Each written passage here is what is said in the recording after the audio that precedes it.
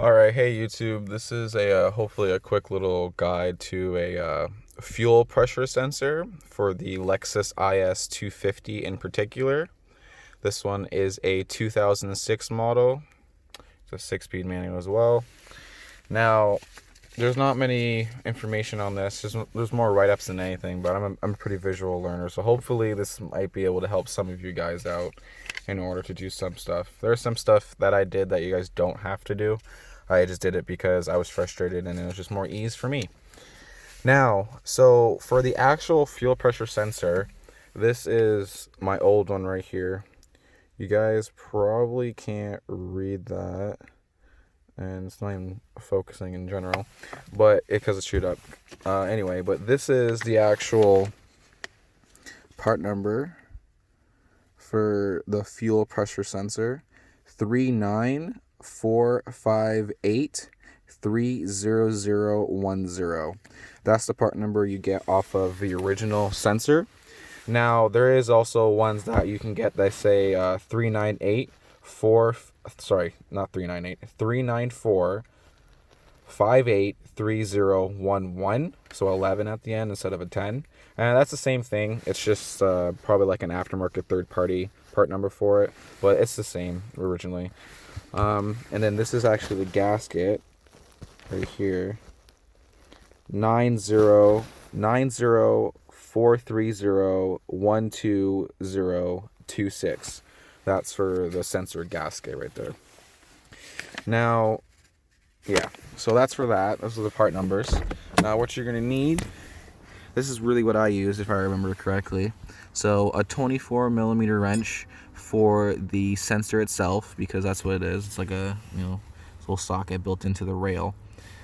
And then I use the 3/8 ratchet with a probably like 5-inch, 4-inch, 6-inch, around there. Extension, don't really need to. I just did it just for ease of access. And I got a 10 mil socket on there, a lot of 10 mil bolts, a lot of 12s. And then it's either a 10 or a 12 if you can't find one. And then this is actually a 5 millimeter hex. You can use a hex key if you want. I did use hex keys as well, but I also use this too to get some of the ones that were torqued on there pretty well, because my owner seemed to have actually stripped some bolts for my intake manifold. That's why you need this 5 millimeter hex here. Is for the upper plastic intake manifold to get it off of the lower metal part. So that's why you need this. But a hex key works fine. It's just sometimes they're torqued on there if your previous owner just reefed them on there. So that's what I mainly needed, was that right there. So I guess we'll go to the car.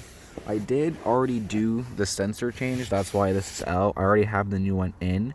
But like I said, this is a guide, not an actual how-to.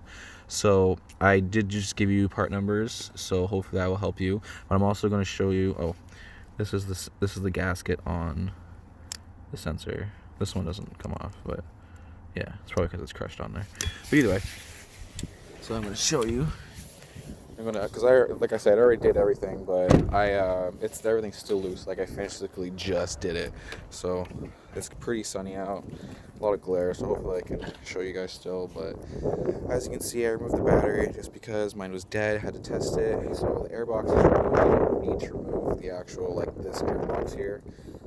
Just leave it in there. Just the hose really needs to be taken out, but other than that, like, it's pretty okay.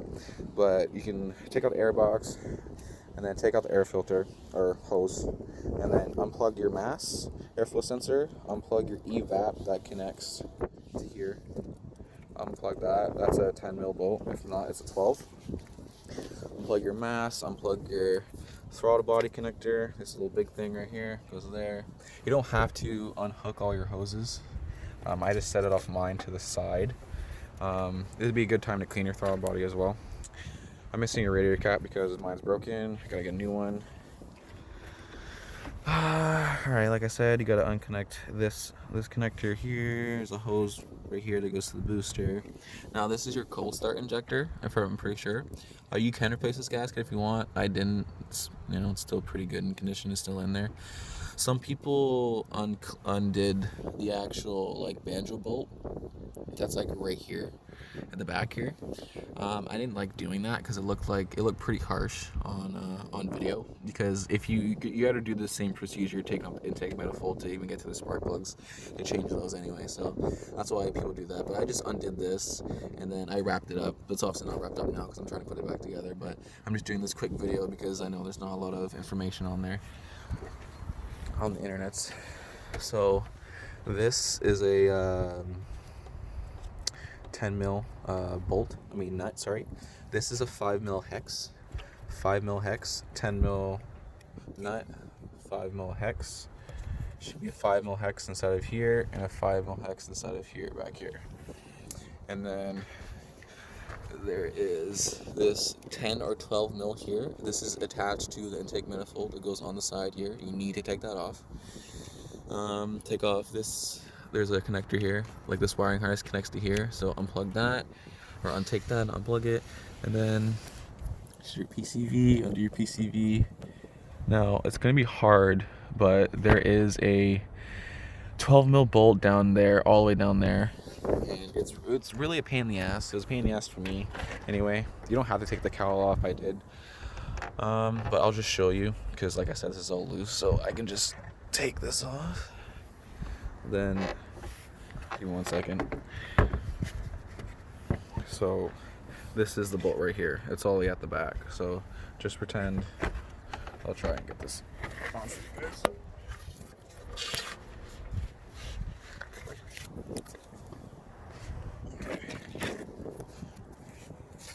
So this is on my lap. So this is the front of the car. Pretend this is the front of the car where this yellow piece is facing me.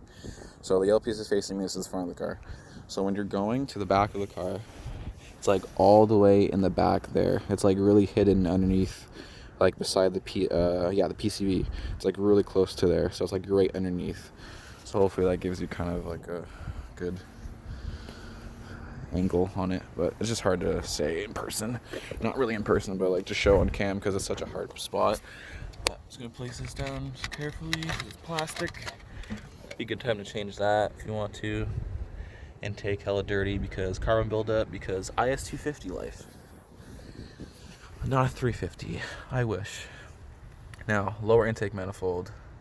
Hella dirty. Very nice. Again, like I said.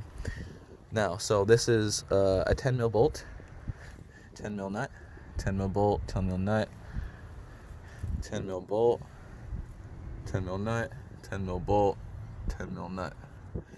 And then this goes to this white connector. Unplug that. This goes to this connector. Unplug that. Then you can pop this sucker off. Boom. It's off. So now this is obviously pretty bad as well. This is underneath. This is top. Underneath.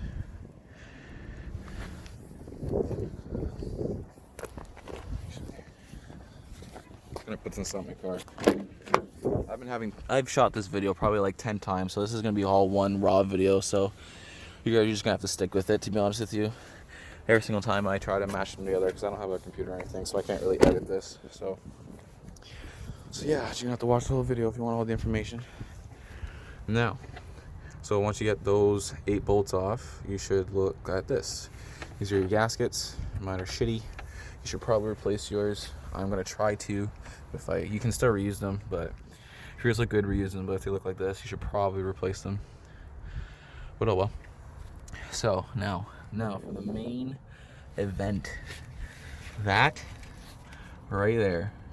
This shiny black thing. Sorry, not shiny black thing. This shiny fucking silver socket looking thing right here. That's the sensor. This is right here. That's the thing you're trying to replace in here. Now this is the connector for it, not this white one, but this. It's on that bracket right here. This is the connector. You just push down, and you pop up. It's gonna be a bitch for me now. Anyway, you know what I'm talking about. You push down, you pop up, unplug the sensor, then take some pliers to unplug that. Boom, take that out.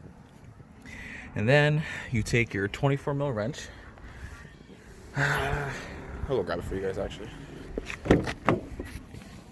Take your 24 mil wrench. Alright. Come back to it. Like I said, I only took the cowl off because here I bashed my hands off the cowl so much, so it kind of hurt. So I went here, you know, put it on, and you want to go, well, obviously that's got like no room, but when you're, don't go this way. I think it's reverse thread. I don't know for sure. There's not much info on it. But when I was trying to take it off, I was going this way. Like I was pushing this way, and it was moving slightly, but it wasn't coming off. But as soon as I went opposite way here, like as soon as I went this way, it came off. So like I said, there's not much info on it. So it might be reverse thread. It might just mean me being an idiot and not knowing my righty tighty lefty loosey. But yeah, so go this way. So turn right, go right, not left, right, when you're taking it off. And yeah, you just take it off. Then if you want to save the sensor, like make sure you disconnect the connector before you undo the sensor. And then when you're taking it off, you need to undo the sensor with the connector. So when you're twisting it, try to make sure you're twisting it with the connector, because it's just good practice, because that's what you got to do when you put the new one on anyway, because you have to make sure you don't damage or twist the wires. So yeah, so basically just do that, make sure, and then when you put on your new one, try to turn it with the sensor connector. I was lucky enough that oh shit, I think you probably already saw it anyway, but I'm going to verbally say it. Make sure you route the sensor connector behind this heater hose, behind it, not in front, behind. Okay, good. All right, so honestly, hopefully it's not really quick because it's probably been a long video, but it is a somewhat quick general guide that you're gonna need. Hopefully this helps you out. The last video I saw was on a 350, and he didn't really even show the actual sensor. They didn't really give a good video on it. And the other guy was a 300, and I didn't really see much of on it anyway either. And everything else is just write-ups. They're good write-ups, not gonna lie. I have part numbers and stuff, but it's just better for, you know, visual learners like me and other people that's probably like me. But again, this is part numbers: 90430-12026 for the gasket for the sensor, and then 39458-30010 for the fuel pressure sensor. I will try to leave a link where I got mine. I did buy mine off Amazon. I didn't buy it from Lexus, obviously, because I did write this right here. This is just when I bought the gasket. Lexus, for me in Canada, because I live in Canada, they want, actually not even Lexus, I didn't even ask Lexus, but for like Napa auto parts, they want $478, if I remember correctly. $478 for this flippin' sensor. Why? That doesn't, like, anyway, so that's that. Bought this for like $60 off Amazon with like $10 in shipping, I think, if I remember correctly. I'm not even sure, but like I said, I'll try to leave a link. It's got good reviews. For some people it didn't work, but a lot of people it worked. It's got like 4.5 stars. So I'm praying to God, if it doesn't work, even if it only works for a couple weeks, that's really all I needed for it, to get some more money in my pocket. So I'm a delivery driver. This is why I drive for deliveries. So, and like, I am going to try and make a YouTube channel, because I do want to start drifting this thing. I got an angle kit coming in soon. It's going to be pretty fun, and it's a manual. So there's not many manual IS on YouTube here that are actually like trying to do a channel other than just like random videos. So hopefully I can actually give you guys a manual IS channel to look forward to. It's definitely not the cleanest. I do have some pretty bad luck. It's on stock wheels right now. I have some 19-inch Varstowen ES7s for this car. They're silver. They're hella nice. But yeah, the bumpers popped out because, you know, the car is kind of low, so it pulled out when I was driving over a driveway. Or sorry, backing up over a driveway. and it's a little poked right here because someone actually, like, when I was parked in the parking lot, they rear-ended me. So that's why it kind of looks like this, and this is actually pushed in a little bit. So I'm not afraid to admit that. It's not the cleanest. It's got no side skirt because, another long story. I don't even want to say it, but I also got backed into right here. That's why it looks like this. So yeah, like I said, it's definitely not the cleanest, but I'm trying to keep my spirits up and trying to make her clean again. So hopefully I can give you guys a good channel to look forward to. I have to probably get some new brakes soon too, but I already did a exhaust video on this. If you guys watched it already, it's got MagnaFlow tips. It's pretty nice. I want to say they're like 4-inch or something, but like they almost passed the fist test. You know. Oh well. But yeah, Ontario had to replace the bumper because the previous owner, or owner before that, I don't even know anymore, but the bumper flew off on me on the highway, bro. Like, it really did. I don't know if it's even already, but I'm gonna get inside this car. The bumper flew off on me when I was just driving along the highway, so I had to get a new bumper. But other than that, this car has been really good to me. Really good. And I'll try to post a picture if I can, but if I can't, I'll just maybe get my wheels up. But hopefully you guys had a good day. Stay safe with this COVID shit. Hopefully we don't have more shutdowns and stuff like that, but we might. But hopefully that was a good little guide. You guys have a good day. Peace.